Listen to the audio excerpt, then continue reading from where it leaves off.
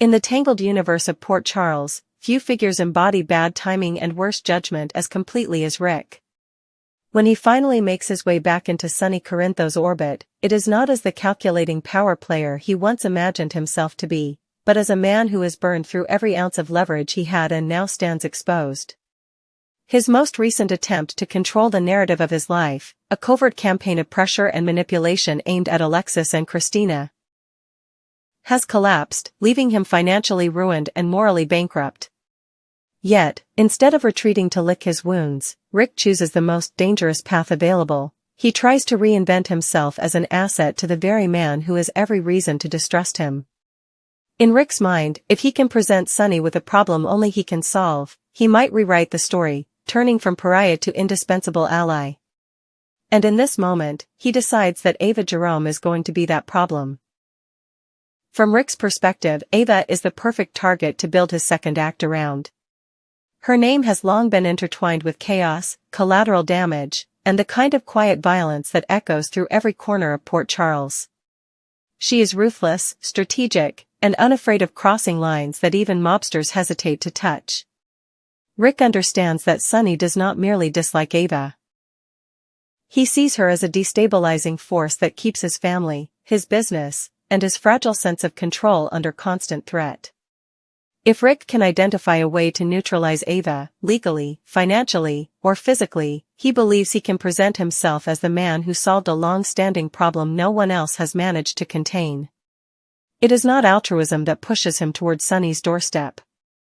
It is the desperate conviction that usefulness can buy him forgiveness, or at least temporary protection. But that calculation rests on a lie, or, more precisely, on a dangerous omission. The very foundation of Ric's new plan is compromised by the truth he is hiding. His recent dealings with Alexis and Christina were not the acts of a man seeking justice, but of someone willing to weaponize secrets to bend others to his will. The blackmail he used to corner them was not just immoral, it was personal. He targeted Alexis, a woman he has loved and hurt in equal measure, and Christina, a young woman whose scars from previous manipulations should have made her off-limits. In doing so, he created a fault line that runs directly beneath Sonny's family. Now, as he imagines standing across from Sonny proposing an alliance against Ava, Ric is essentially building a house of cards on quicksand. If the truth surfaces, his attempt to prove his value could be reinterpreted as yet another ploy to hide his sins. The biggest irony is that Ric is not wrong about the larger dynamics at play. Ava truly is a shared threat. She has crossed Sonny before, and any alliance that gives him an edge over her would, on paper, make sense. Ric could argue that he brings unique skills, a legal mind, a talent for reading people, a willingness to get his hands dirty without leaving prints. He might frame Ava as someone who thrives in the gray space between law and crime, and therefore requires a strategist who understands both. In a vacuum, Sonny might be tempted to consider that argument. He is a man who has always known how to compartmentalize, to weigh risk against reward, to use flawed people if they can deliver results. The problem is that Port Charles is not a vacuum, and neither is Sonny's life. Every decision he makes now is filtered through the lens of family, loyalty, and the ever-present fear that one misstep could destroy the fragile stability he has carved out. That is where Alexis and Christina become the quiet center of the storm. They are not merely footnotes in Ric's miscalculations, they are the human cost of his ambition. Alexis has spent years clawing her way toward a semblance of emotional and ethical equilibrium. She has survived addiction, career implosions, and catastrophic romantic choices. To be threatened by Ric, again, is not just an inconvenience.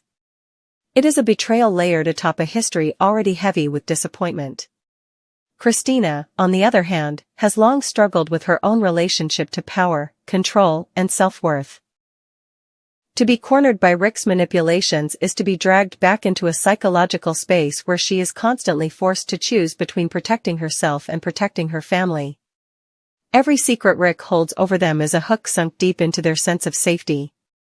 If Sonny ever learns that Ric has used Alexis and Christina as pawns, the consequences will be explosive.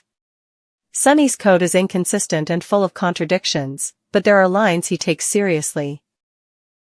lines involving his children and those he considers under his protection. Christina is both.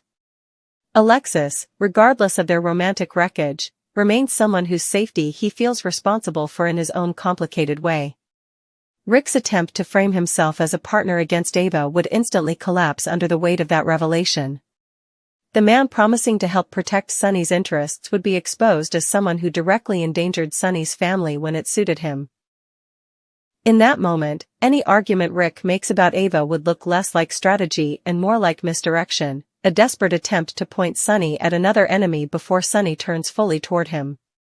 What makes Ric's situation so precarious is that he is gambling on silence, on the hope that Alexis and Christina will never tell Sonny the full truth. Perhaps he is counting on their exhaustion, their desire to avoid escalating the drama, or their fear of what Sonny might do if he hears the details.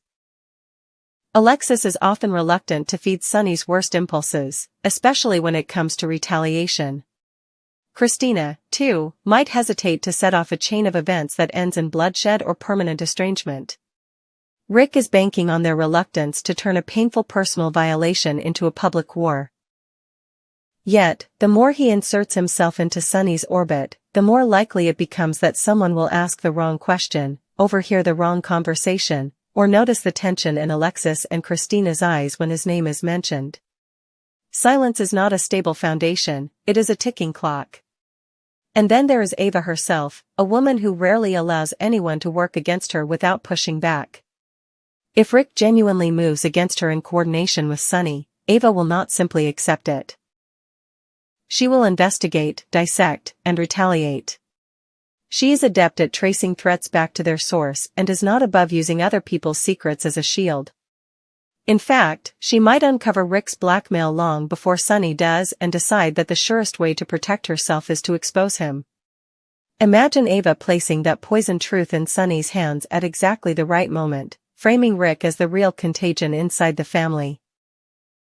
In that scenario, the man who approached Sonny claiming to remove a dangerous woman becomes the proof that the true danger has been standing in front of him all along. Yet Ric persists because, in his mind, the alternative is worse. To do nothing is to accept irrelevance, to live as a man whose schemes have finally run out of road. He is haunted by his past failures and driven by the conviction that one bold move can erase years of missteps. He sees his own life as a ledger with columns for harm done and harm undone, and he clings to the idea that destroying Ava, or at least neutralizing her, could be a credit large enough to balance the books.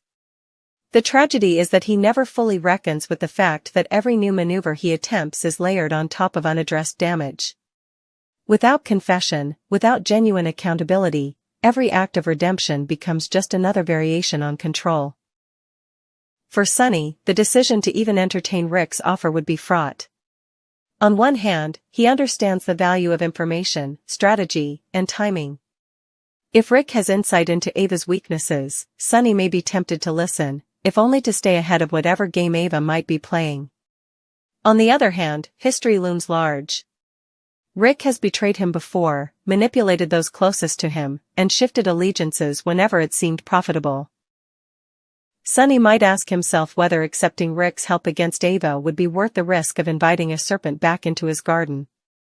The irony is that, in Port Charles, allies and enemies are rarely fixed roles, they are states of convenience. But some names, like Ric's, are permanently marked with caution. In the end, Ric's approach to Sonny marks a critical turning point not just for him, but for everyone caught within this web. Alexis and Christina are no longer just supporting players in someone else's scheme, they are the moral linchpins whose choices could determine whether the cycle of manipulation continues or finally breaks.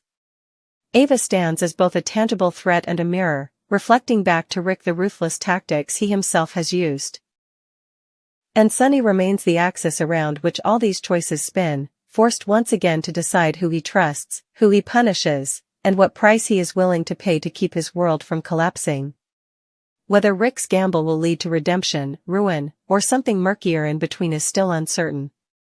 What is clear, however, is that every step he takes towards Sonny is also a step closer to the truth he is trying to bury. If that truth surfaces at the wrong moment, the alliance he hopes to build could shatter before it truly begins, and the man who came seeking a second chance might find that he has run out of them for good.